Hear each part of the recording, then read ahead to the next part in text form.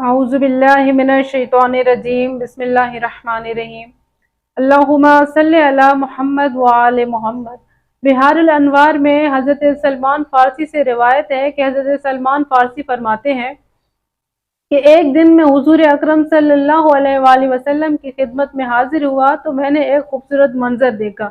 میں نے دیکھا کہ آپ صلی اللہ علیہ وآلہ وسلم اپنے دونوں شہزادوں امام حسن اور امام حسین علیہ الصلوۃ والسلام کو کھانا کھلا رہے۔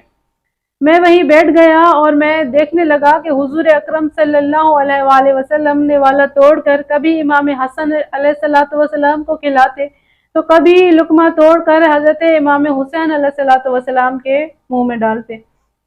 جب آپ حسن اور حسین کو کھانا کھلانے کے بعد فارغ ہو گئے تو حضرت امام حسن علیہ الصلوۃ والسلام کو اپنے کاندھے پر بٹھایا اور امام حسین علیہ الصلوۃ والسلام کو اپنی گود میں بٹھایا، اور پھر میری طرف مخاطب ہو کے مجھ سے پوچھنے لگے کہ سلمان بتاؤ، کیا تم حسن اور حسین سے محبت کرتے ہو؟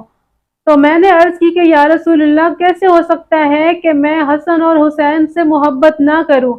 یہ تو آپ کی محبت کے محور اور مرکز ہے۔ یقیناً میں حسن سے بھی محبت رکھتا ہوں اور حسین سے بھی محبت کرتا ہوں۔ تو آپ صلی اللہ علیہ وآلہ وسلم نے فرمایا کہ جو حسن اور حسین سے محبت کرے تو گویا اس نے مجھ سے محبت کی، اور جس نے مجھ سے محبت کی تو اس نے اللہ سے محبت کی۔ اللہم صلی علی محمد وآل محمد۔